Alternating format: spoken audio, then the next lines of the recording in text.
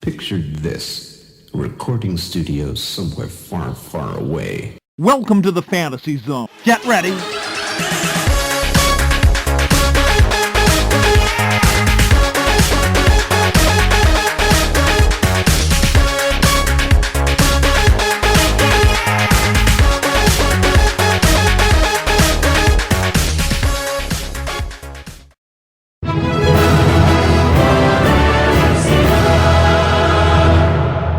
Welcome, Watchers of Illusion, to my Castle of Confusion on the 12th of March 2020, and I thought I'd do something a little bit different. So I'm going to do bite-size reviews of 3 classic arcade games, and then over the course of the next couple of shows, I'll show you some of the home conversions of them.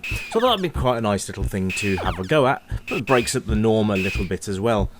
So what better way to start than with Space Invaders, which was released by Taito, and, well, this one, it's just one of those games, isn't it?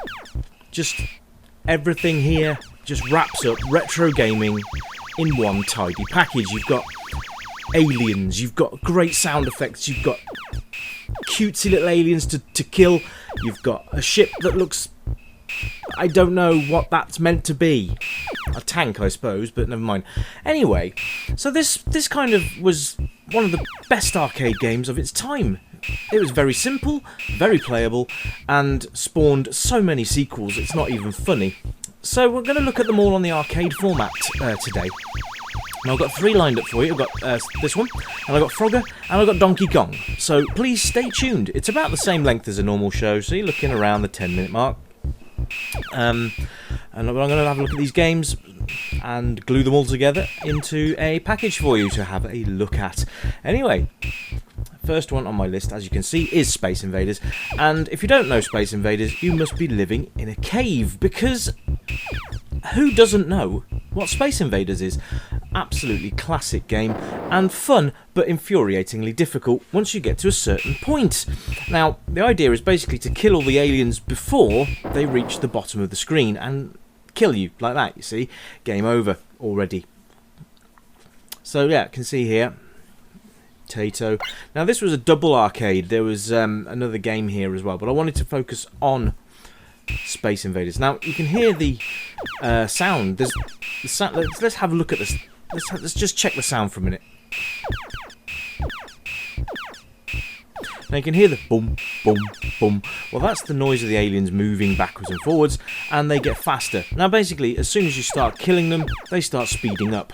So it's kind of like a slowdown on other games. The busier the screen is, the slower it is. As you start to clear the screen, the faster they move. Now you can see from graphically, it's... well, there's not a lot to look at really. I like the fact that there's several rows of aliens. There are different alien types, and there's the flying saucer. Quite like the colour scheme on this version as well. I couldn't find the original game, but this one will do for review purposes. So, yes, it's actually really good fun. Nostalgia at its best, Space Invaders. Very playable, controls are really tight, and it performs well. And it's one of those timeless classics where pretty much any age group could pick it up and play, and probably enjoy it. I very much enjoy this game. Like I said, it does get frustrating because it's quite hard to time these blasts. You wouldn't believe me, but it really is quite difficult to time because you can only shoot one laser at a time, and if you miss, you've got to wait for it to hit the top of the screen before you can fire again. Also, as they get lower down, it's very difficult to avoid their wrath. So there you are. So that, in a nutshell, is Space Invaders. And I hope you've enjoyed this mini review. I'm going to move on to Frogger momentarily. But yeah, this has been Space Invaders, and that is that, ladies and gents. I'll be back momentarily with Frogger.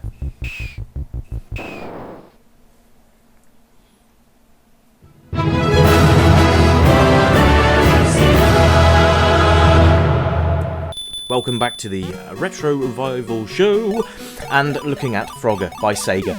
Now, this game is an instant classic. Now, I had a tabletop version of Frogger, and it was in like a yellow sort of little tabletop cabinet, and it was all done via LCD, which was really quite cool for its time.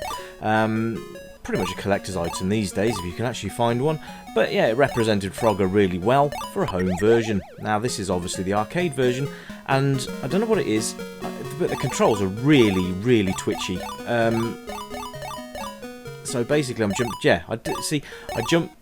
I'm not doing that, actually I'm just pushing up on the stick, and for some reason the frog is jumping backwards off the log, so I don't quite understand why it's doing that. It's frustrating, but you'll get the gist of the game. I think maybe playing it through keyboard might solve that issue, but I'm not really too bothered because I'm showing you a classic game. Now, the aim of Frogger, very, very simple. Avoid the traffic, hop onto the turtles and the logs, and get your frogs over into the... it's easier said than done when your arcade stick decides it wants to start doing this. I'm not convinced that it's not the game, but because it wasn't doing anything odd on Space Invaders, so there we are. Anyway, yeah, this is frustrating because there we go again. So yes, you cross the road, get your toad or your frog, the toad in the road, into those little gaps at the top of the screen. Now I love the colours on this. It's really, really bright, vibrant, and would attract most. Well, it did, didn't it? It did attract us as children, didn't it? Because it had to. These attract modes are really, really good. This game is... I might have to try and see if I can find another version of this, but I'm going to try some home versions over the next sort of few shows. If there's any versions you'd like to see in particular, let me know. I plan on the usual, Spectrum Amstrad sort of thing, because a lot of the home arcade games that we had at the time were based on those 8-bit systems, because obviously, the Amiga and that weren't around at this point, so it was very difficult to actually get yourself a good game. As I say that, how many versions of Frogger and all the other games are there? Too many.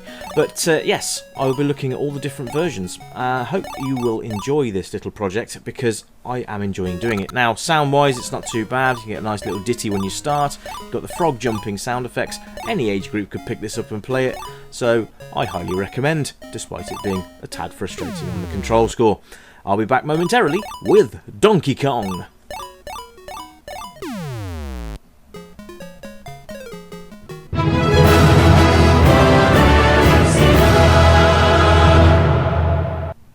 And welcome back to Donkey Kong by Nintendo, of course.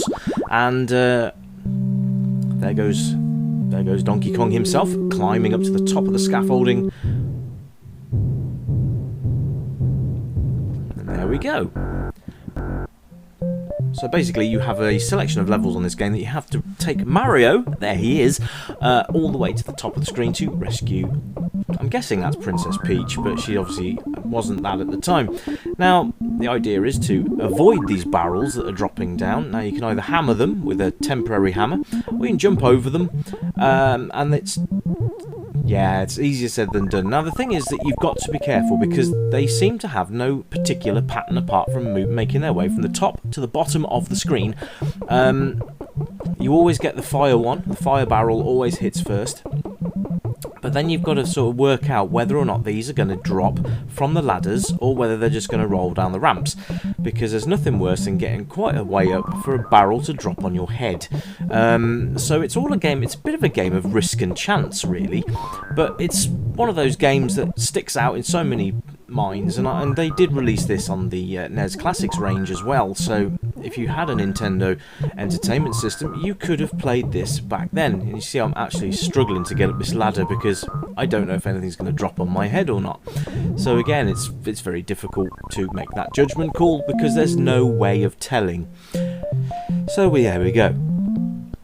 So sound-wise, you've got a nice little sort of ditty as you go. There are sound effects for when you run. It's like he's got squeaky shoes on. So yeah. That was close. Oh no, I've just jumped off the side. Now, if you do jump off the side, you will die. Controls are actually really, really good. It's just that, yeah, those unpredictable barrels, ladies and gents, are quite annoying. Anyway, let's give this another crack. Give this a couple more minutes, and then we can summarise. Anyway, It's a one-player game, as with all the others as well. Actually, Space Invaders 2-player, one after the other, and I think the other two might be as well. So there we have it, and my first little collection of arcade classics. I hope you've enjoyed the show. I'll be back soon with some brand new stuff. Anyway, until then, you take it easy and bye for now.